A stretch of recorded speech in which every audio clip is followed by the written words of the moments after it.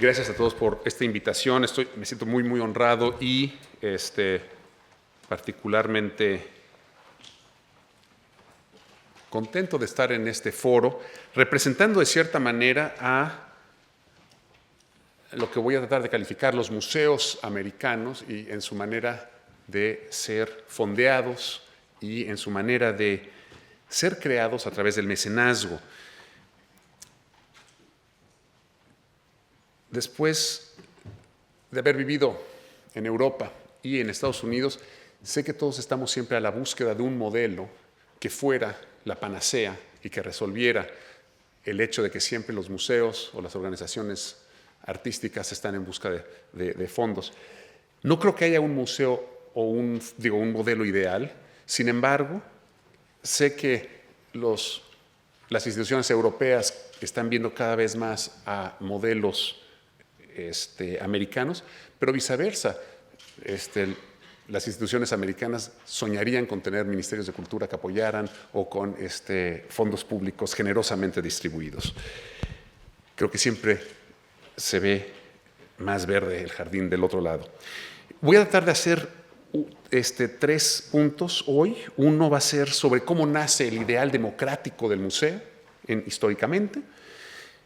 Utilizar después y centrarnos en el Museo Nelson Atkins de Kansas City, del que dirijo desde hace 3 años, como un ejemplo de los muchos museos americanos que generan alrededor de ellos toda una comunidad filantrópica para aportar justamente el arte en sus comunidades.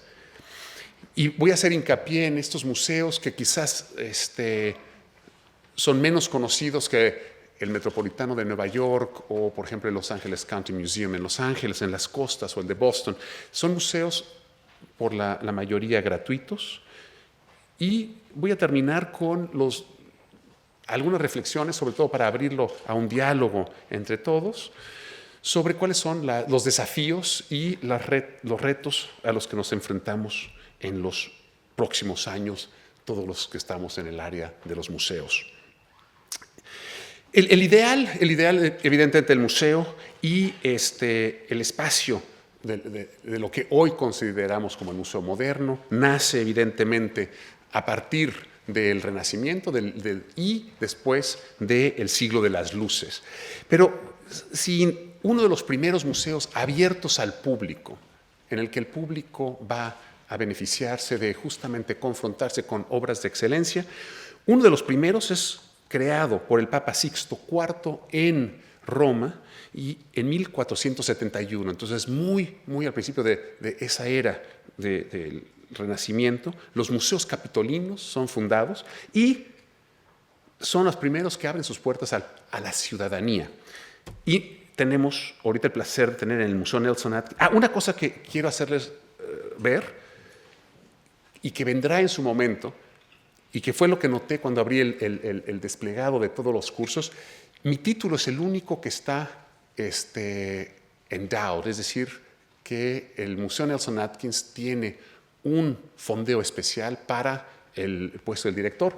Por eso aparece Julián Zugazagoitia, Menefe Mary Louise Blackwell, Director and CEO.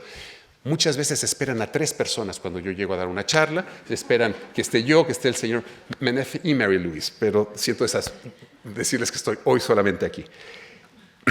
Y eso es característico de Estados Unidos, de tener justamente patronos que apoyen o que fondeen posiciones. Pero como les decía, los museos capitolinos nos están prestando en este momento este fauno rosso. Esta es una foto de hace una semana, es nuestro famoso Kirkwood Hall. Entonces, esa relación privilegiada con la ciudad de Roma en este momento es un nuevo desarrollo nuestro.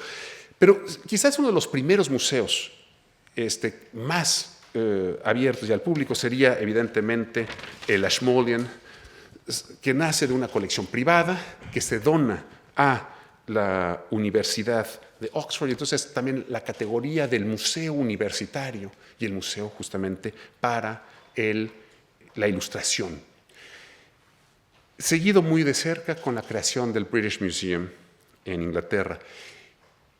Y lo que es interesante es que la creación de esas 2 instituciones está muy cerca del momento en que también Estados Unidos, y estamos a 2 días de julio 4, así que aprovechemos para celebrar esa fiesta americana, pero es el momento en que Estados Unidos está también creándose como país y creándose como nueva entidad. Y los ejemplos de esos dos museos, el Ashmolean o el Museo Británico, no están lejos del espíritu que va a animar a la creación de los museos americanos. Pero quizás el momento más dramático en el que justamente el museo que es cerrado o el privilegio de unas élites se abre al público tiene que ver con la Revolución Francesa y la transformación justamente del Museo del Louvre, de Palacio Real y de colecciones privadas, a el Palacio del Pueblo. Y en ese momento en que el Louvre se abre, también hay los valores esenciales de que el arte tiene ese poder de transformación, que el arte es un agente de inspiración y de enaltecimiento. Y por eso los museos tienen que ser abiertos al público y exponerse a entre más mejor. De cierta manera, un poco hago hincapié en lo que el profesor Carlos Serrayer mencionaba ya antes. Y estos son partes, yo diría que dentro de las declaraciones de los derechos humanos, el tener acceso directamente a las mejores creaciones y a las más iluminadas de nuestros antepasados y nuestros presentes es casi parte del mismo espíritu, que corresponde cercanamente también a la Constitución americana. Entonces, cuando se crea Estados Unidos como país, al inicio, muy rápidamente va a haber 3 tipos de instituciones que justamente cada ciudad se quiere dotar.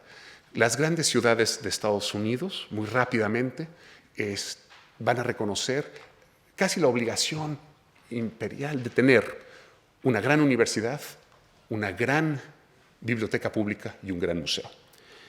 Aquí, en este mapa, y esto es casi para cuestiones más técnicas, les indico algunos de los museos que siento se comparan mucho con el Nelson Atkins. El Nelson Atkins geográficamente casi está en el medio del país, y de los museos que están en verde aquí, el Museo de Dallas, el Museo de St. Louis, el de Indianápolis, Minneapolis arriba, Cleveland, o Toledo, son museos que se crearon más o menos al mismo tiempo, son todos museos gratuitos y de cierta manera creados por un grupo de filántropos que querían mejorar sus ciudades. El principio que voy a desarrollar más alrededor del Nelson Atkins puede ser mutatis mutandis el ejemplo de muchos de estos museos. Es importante también ver que todos estos museos, y la razón por la que nos comparamos mucho y tenemos estadísticas que medimos muy de cerca, los rojos siendo otros museos que seguimos de cerca, pero los 5 o 6 en verde, junto con nosotros, estamos operando alrededor de un presupuesto entre 20 y 30 millones de dólares, mientras que los que están en rojo estarían alrededor de 60 millones de dólares por año. Son elementos que les doy para situar también el efecto de las costas en tanto la visitación como las áreas metropolitanas.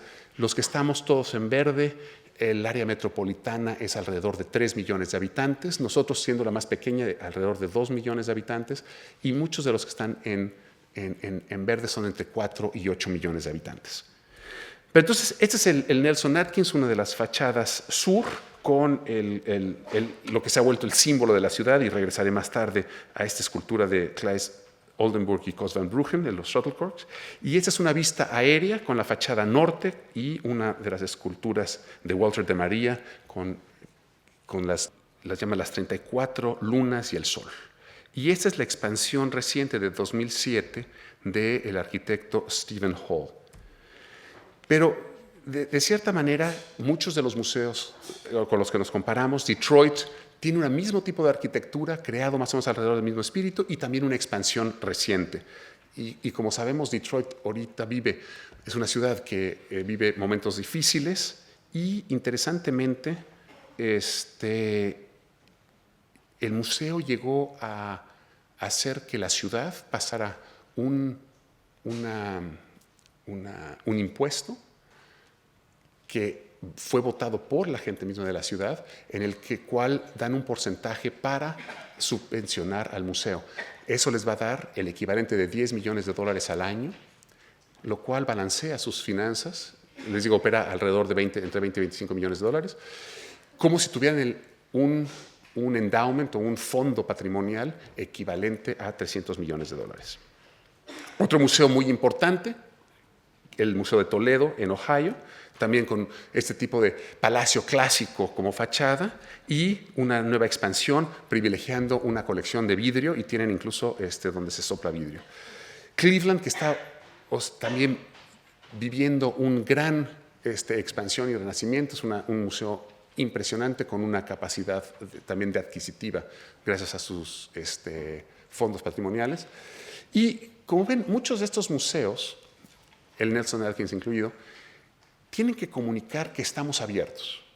Muchos de estos museos son gratuitos, pero sigue habiendo como este elemento que la fachada misma, como ven, no hay aberturas, son fachadas completamente cerradas, y entonces tenemos que proclamar alto y fuerte que estamos abiertos y gratuitamente para todo el público. Esta es la otra fachada del Museo de Cleveland, más contemporánea, parte de su expansión reciente. Entonces, focalicémonos en el Nelson Atkins, que le digo, es como, de cierta manera, un ejemplo de muchos de estos museos. Y si se llama Nelson Atkins es por la figura de dos de los primeros benefactores del museo, y quizás la figura más emblemática sea la de William Rockwell Nelson, que no es oriundo de Kansas City, pero llega a Kansas City como un joven emprendedor y dice que si él se va a quedar en esa ciudad, después de haber comprado el periódico local que se llama The Kansas City Star, entre otros importantes escritores que trabajaron para el Kansas City Star está Hemingway, dice que necesita que la ciudad sea más bella. Entonces ahí todo corresponde también al movimiento, y este es el periódico en 1894, recientemente cuando lo compra, y en ese momento las calles no estaban pavimentadas en el centro de Kansas City. Empieza todo un movimiento de embellecimiento de las ciudades que sucede también en otras partes. Estas son imágenes alrededor del cambio de siglo. Y decide que una gran ciudad necesita una gran biblioteca, ayuda a la biblioteca. Las primeras obras que el Nelson Atkins tiene, porque en su momento él pensaba que jamás íbamos a poder adquirir obras de grandes maestros, y a final del siglo comisiona él, después de un viaje a Italia, a la familia Pisani de Florencia, de hacer copias a escala 1:1, en aquella época se permitía, de los grandes maestros, bajo la idea que una copia fidedigna de una gran obra maestra era mejor que un original de segunda categoría. Creo que también los cánones han cambiado, pero poco sabría él que en su momento podría el Nelson Atkins adquirir obras. Esta es una vista de los años 20 del downtown. En su momento esa estación de tren fue la tercera más grande de Estados Unidos, después de Washington, D.C., de Nueva York, y porque era el nudo ferroviario importante. Estamos viendo hacia el norte de Kansas City, y el museo va a ser construido en los años 30 en la parte sur, sería completamente hacia abajo de la pantalla, que son un poco los suburbios que se desarrollan en esa época para hacer esa renovación arquitectónica. Aquí vemos justamente ese barrio que es desarrollado por J.C. Nichols y por el señor Nelson, que lo desarrolla también para muchos de sus empleados de su periódico. Este es Oak Hall, la casa original del señor Nelson, en el territorio que es ahora el museo. La señora Atkins, que no se conocían en su vida, el señor Nelson y la señora Mary Atkins nunca conectaron socialmente. Una mujer que se casó muy tarde con un emprendedor, vivió una vida muy sencilla, fue maestra en su momento, y al final de su vida viajó mucho por Europa descubriendo los museos, y con una gran pasión por el arte también decide en su testamento que su herencia, que era mucho más importante de lo que las personas imaginaban, fuera para la creación de una galería de arte. El señor Nelson muere, y también todo su legado es para hacer un museo. Y tienen en común a un trustee, o sea, cada uno tiene trustees en español, Los patronos que rigen sus testamentos son las personas que van a transformar los deseos testamentarios en una realidad. Hay uno en común entre el señor Nelson y la señora Atkins, y dicen, pero bueno, los dos tienen esa ambición.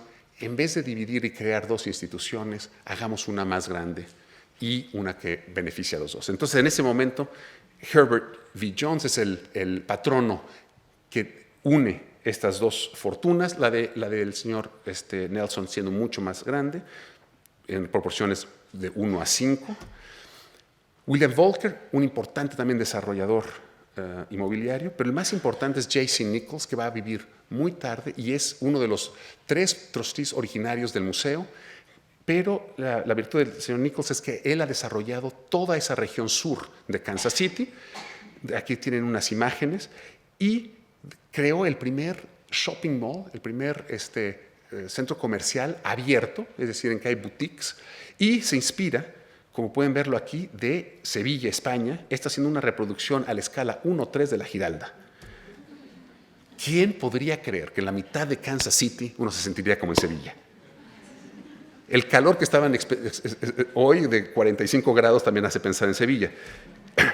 Pero desde el principio, los grandes, la gran visión de esos 3 patronos fundacionales del museo es querer que la ciudad merece y tiene que tener uno de los más grandes museos de Estados Unidos. Es una época en que cada ciudad está rivalizando las unas con las otras por tener no nada más símbolos cívicos, pero también poder económico. Aquí vemos que Versailles no está lejos de las ideas que tienen para este museo. Aquí tienen otro rendimiento. Y este es uno de los planos originales. Una de las cosas más interesantes aquí, pueden ver que toda esta parte en el plano dice unfinished. Es decir, que en los años 30, cuando van a empezar a construirlo y a diseñarlo, saben que quieren un museo que sea mucho más grande de lo que las colecciones, que no existen. Ninguno, ni Mr. Nelson ni la señora Atkins eran coleccionistas. La ambición es tal que saben que tienen que construir algo que va a ir más allá del potencial inmediato del que tienen. Como pueden ver, también desde el principio hay ya ideas de tener colecciones europeas, colecciones chinas. Es decir, se plantea desde el principio como un museo enciclopédico. Y aquí tienen una imagen de un museo que, después de que todas estas herencias en los años 30 empiezan a ser utilizadas para construir el museo y para empezar a adquirir obras, todo va muy rápido. Ahora, hay que rememorarse que en los años 30 es cuando entra la gran crisis económica de Estados Unidos, y entonces corresponde a un momento que el señor Nelson en su vida, él muere en 1911, no hubiera podido imaginar que justamente, finalmente, Estados Unidos puede comprar obras de arte originales. Duveen, al que ya se fue referencia, que fue el gran mercante de arte de los años 30 a los años 50 en Estados Unidos, decía eso justamente. Duveen decía que Estados Unidos tenía el dinero, Europa tenía el arte, y que ese era el negocio que él hacía. Y Duveen fue uno de los grandes que ayudó muchísimo al Nelson Atkins. Aquí ven el museo en construcción. Aquí es una de las editoriales cuando está a punto de inaugurarse, la casa original, lo que la reemplaza. Y aquí vemos una foto de 1933, diciembre 11, que es el día que se inaugura el museo, con el frío y todo de la época, pero ven a cientos y cientos de personas venir a celebrar no solamente el arte, pero celebrar también a la ciudad. Es un momento cívico. El vicepresidente de Estados Unidos viene a la inauguración, Duveen viene. Es un momento también en que este museo tiene uno de los poderes adquisitivos en obra de arte más importantes de Estados Unidos, entonces también el mundo del arte confluye. Entonces, ese es el endowment o el patrimonio fundacional. Permite vivir a este museo durante 20 años sin preocuparse de levantar fondos exteriores. Y hay 3, entonces, patronos que rigen y contratan al primer. Estas son imágenes. Este es el cortile italiano del siglo XVI, abierto en su primera época, después ya con arte y después ya cerrado para actividades.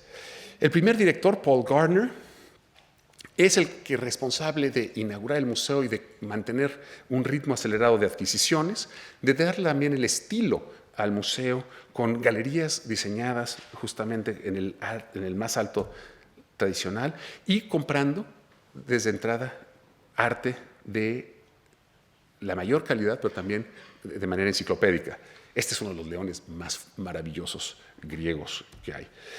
Arte egipcio, claro. Y tuvo la visión también de contratar a un joven. Paul Gardner era de Harvard, tuvo la idea de contratar a un joven estudiante que vemos aquí a mano derecha, que es Lawrence Sickman. Y Lawrence Sickman en ese momento está viviendo en China, y estos son los años 30, y es como el emisario del museo para comprar las mejores piezas de arte chino.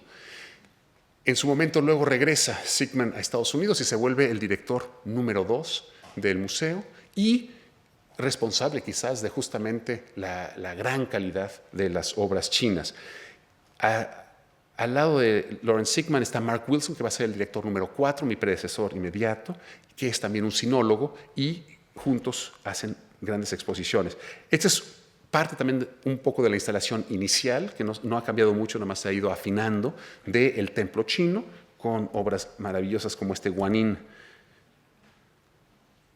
que es quizás una de las obras maestras de nuestra colección, y con una profundidad de arte lleno de bronces, jades, mobiliario.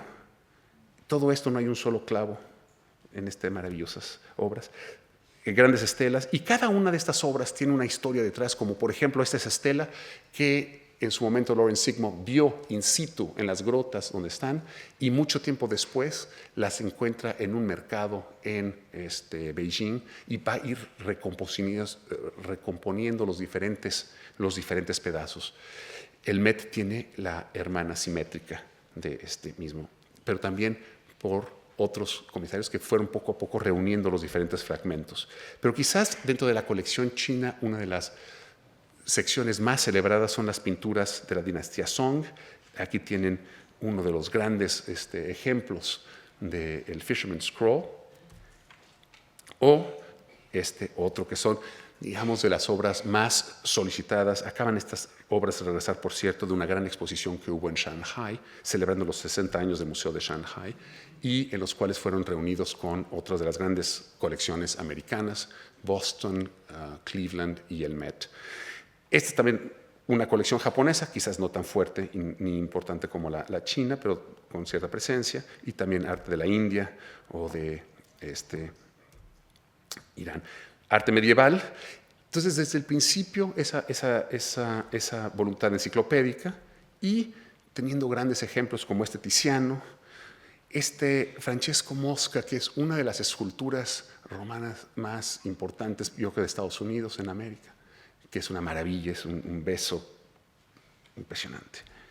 Y la obra más solicitada del museo, la obra quizás que viaja más, está en extraordinario estado de conservación, entonces puede viajar, es Caravaggio, que es San Juan Bautista en un momento de adolescencia, y uno lo puede ver quizás dudando su fe.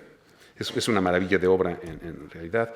Pero esto es el ejemplo de qué son lo que están en estos momentos los museos americanos coleccionando. Son los grandes tesoros del arte occidental, del arte universal. Y me detengo en eso porque ese es uno de los últimos cuadros que entran en ese periodo inicial de adquisiciones de los años 30 y 40, y es una anomalía porque en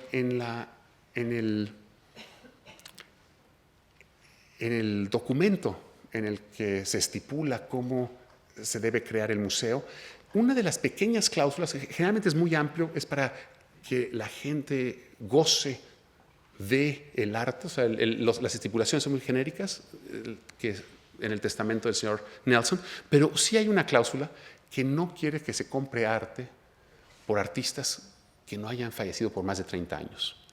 Entonces, esa cláusula también hace, y si vamos a ver, el modernismo en el Museo Nelson Atkins es una de las grandes lagunas y en gran parte es porque en ese momento, grandes adquisiciones de los años 30 y 40, no compramos ni un Picasso, ni un Braque, o un Kandinsky, o un Leger. Muchas de estas lagunas van a ser subvencionadas después por un grupo de amigos, los amigos del Museo Nelson Atkins, muy similar, independiente del museo, que empezaron a juntarse para poder comprar arte contemporáneo.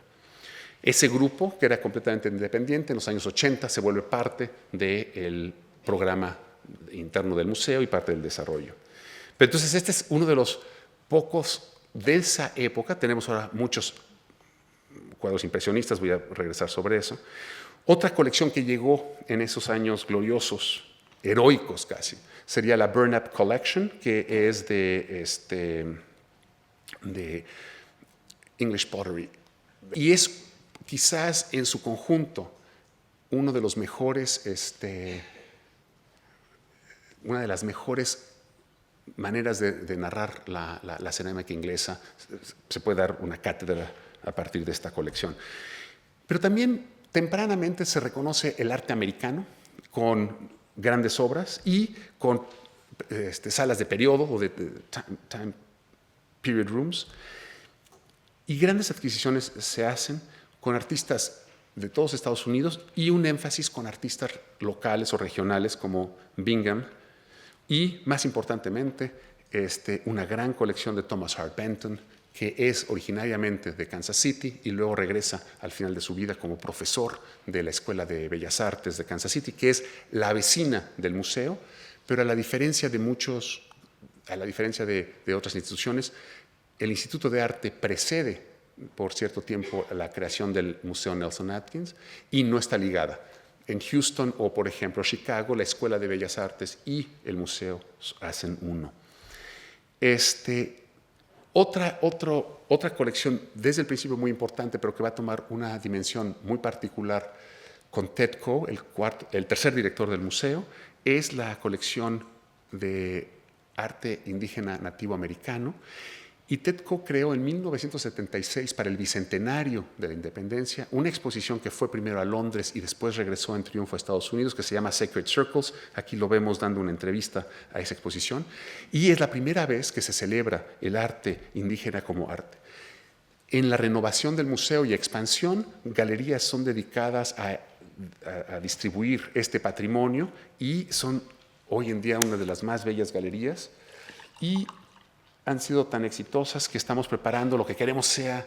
Bueno, y Sacred Circles fue no nada más un récord de audiencia, tanto en Inglaterra como en Estados Unidos, pero cuando empecé yo en el Museo Nelson Atkins preguntaba qué exposiciones la gente se acordaba o cuáles quisieran volver a ver, Sacred Circles regresaba. Entonces estamos trabajando con el Museo du Quai Branly en París para llevar una selección nada más de artistas de la planicie.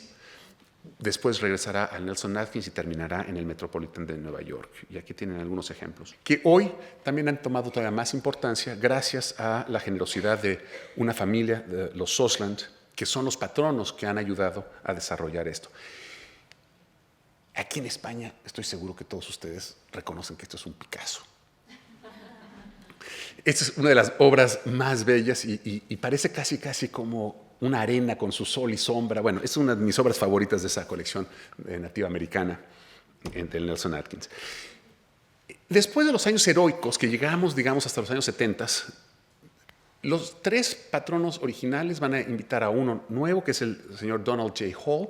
Él es el fundador, más bien el hijo del fundador de una compañía que se llama Hallmark, que hace tarjetas, que creo que se conoce también mucho en Europa, y que está basada en Kansas City. Entonces es una compañía creativa, emplean a diseñadores gráficos, a artistas y a muchos copywriters que escriben. Entonces es uno de los grandes focos también de atraer a Kansas City a una gran grupo de gente creativa, lo cual nos hace, tanto en arquitectura también como en agencias publicitarias, un destino particular. Los Hall han sido instrumentales en, abrir justamente el patronato del museo, de los tres originales a un patronato ahora de 20, porque también se llega a un momento en esos años 70 en que donativo inicial, fundacional, no es suficiente. Y entonces, poco a poco, después de que muchas más familias han empezado a integrarse al museo, poco a poco se abre justamente la plataforma, los patronos del museo, a tener hoy en día 20 y de cierta manera a crear alrededor de esas 20 personas también una comunidad mucho más extensa que apoyen al museo. También se reconoce, como les dije, a lo mejor nos perdimos oportunidades de adquirir grandes obras del modernismo y si vemos vemos museos, por ejemplo, otros museos que estaban comprando los grandes Picassos o Motherwells en esa época, se complementarían las colecciones. Pienso en particular al Museo de Buffalo en el norte del estado de Nueva York, que justamente ellos tienen la colección que complementaría perfecto a la nuestra. Algún día las podríamos juntar. Pero en viendo que los precios ya eran inaccesibles para hacer una colección comprensiva del principio del siglo XX, lo que se identifica es que tenemos una de las grandes posibilidades de tener mucho espacio. Entonces, la idea es hacer una colección de escultura monumental modernista en los jardines de Nelson Atkins, y así se crea la colección de esculturas. Y una de las oportunidades, Henry Moore se fue regalado a la ciudad, es el que también crea un poco eso, y Henry Moore él mismo fue a instalarlo en la punta sur del museo. Y después hubo la oportunidad, y los Halls fueron las que la tomaron, de adquirir 50 Henry Moores, entre los cuales 8 monumentales y varias maquetas. Las maquetas aquí están. Y así empieza ya en forma ese jardín de esculturas. La escultura se vuelve modernista, ejemplos importantes, y un foco de coleccionar justamente el modernismo, con un Giacometti maravilloso, o David Smith.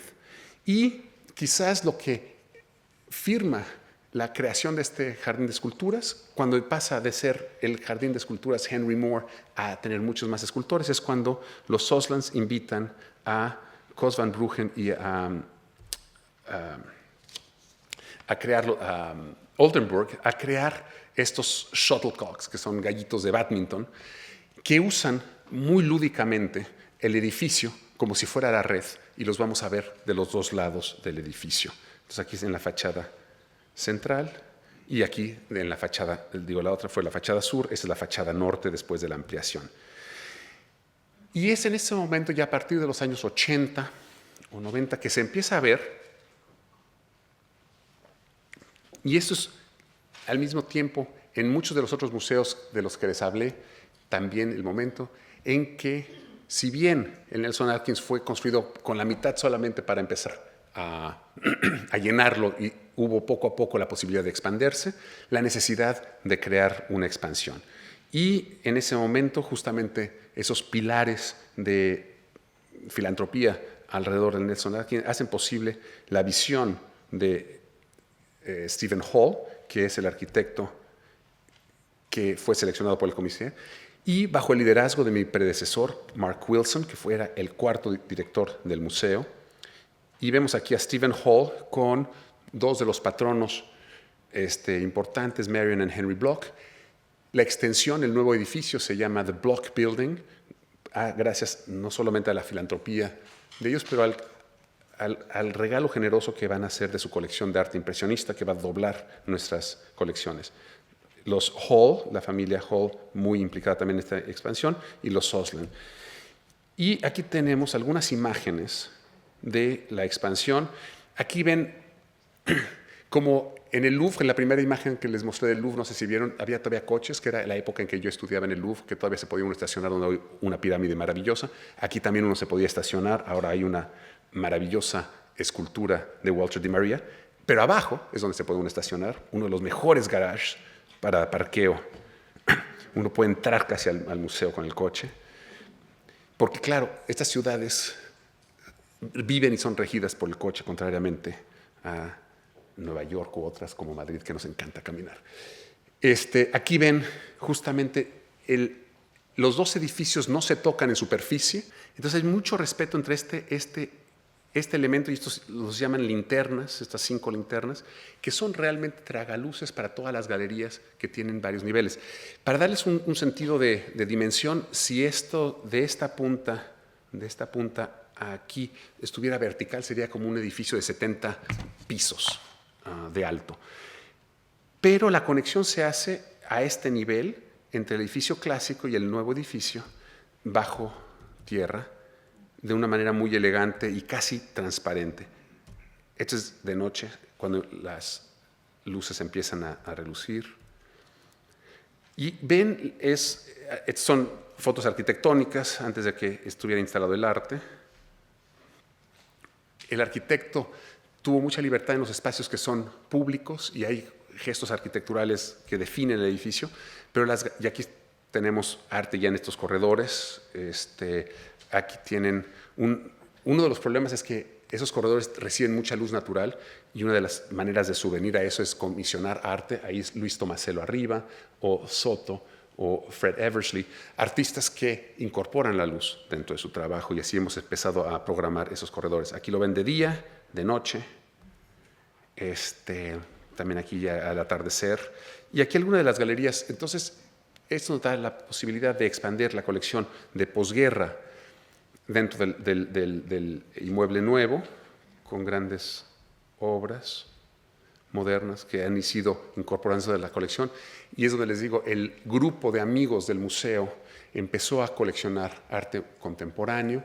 Ese grupo de amigos del museo también en los años 60 invitaron muy anticipadamente a Cristo a cubrir las diferentes sendas de un jardín público en Kansas City, creando ya toda una sensación de posibilidades de exploración y de estar muy en contacto con el arte contemporáneo.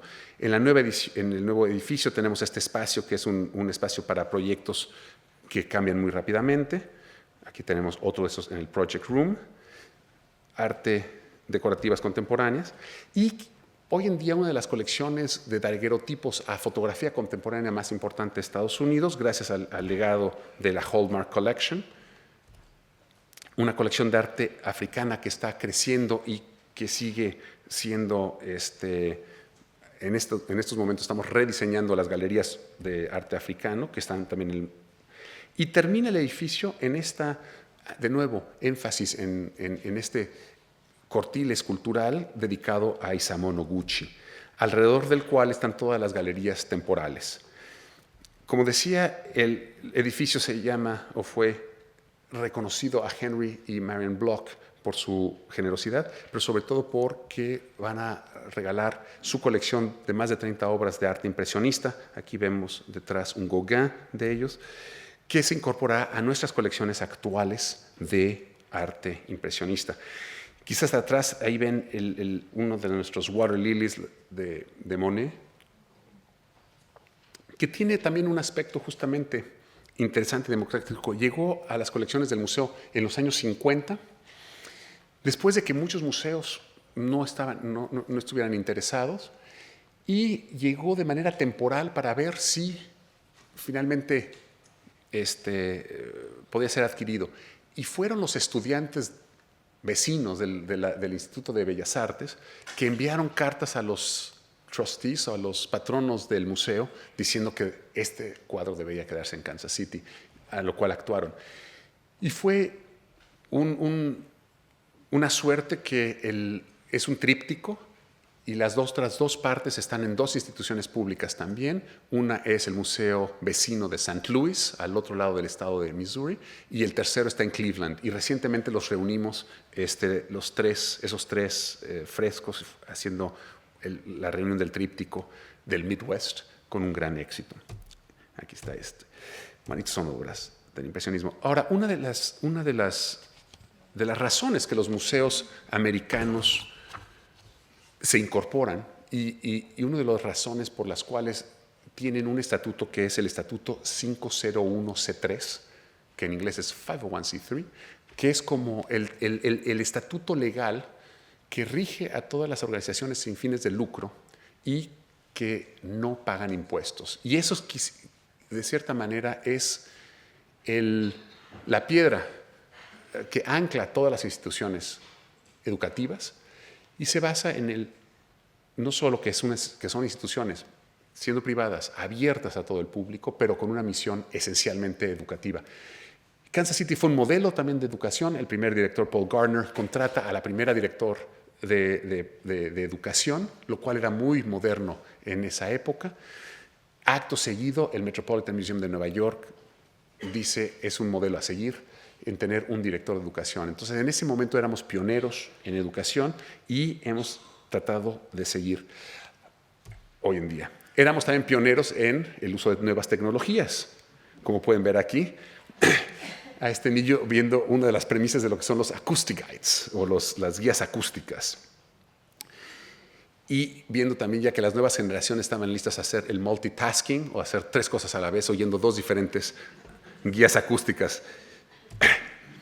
Hoy en día, claro, los sistemas educativos del museo abren sobre muchas actividades posibles, entre las cuales es no solamente el explorar el arte, pero el entorno, y tuvimos una exposición recientemente sobre el cosmos, con tanto fotografía como obras de arte, y extensión de eso fue un compartir con la Sociedad de Astronomía de Kansas City, que ellos nos hicieran ver el cosmos directamente. Tenemos clases de apreciación del arte, también de hacer arte, y aquí vemos justamente le plein air, pintura afuera. Y a veces, yoga dentro de Kirkwood Hall. Kirkwood Hall es uno de los grandes espacios del museo, y en esta ocasión descubrimos que había mucha más gente de lo que uno podía imaginar queriendo hacer yoga, porque había cola y nos... Debo admitir que el staff del museo hace yoga cuando estamos cerrados los lunes en el templo chino o en el Noguchi Court. Y eso fue lo que nos dio la idea de hacer una colaboración con un centro de yoga, y fue también muy fabuloso. Pero realmente lo que se ha multiplicado en todos los museos y en el Nelson también es el invitar a las diferentes comunidades que constituyen un universo a celebrar su arte dentro del museo, y aquí vemos a la comunidad nativa americana cercana del museo celebrando la abertura de las galerías centroamericanas, un festival con la comunidad india que es muy fuerte y muy presente en Kansas City, y recientemente una celebración del Día de Muertos con la artista Betsabe Romero creando estas instalaciones y cooperando con los otros centros culturales de los hispanos de Kansas City.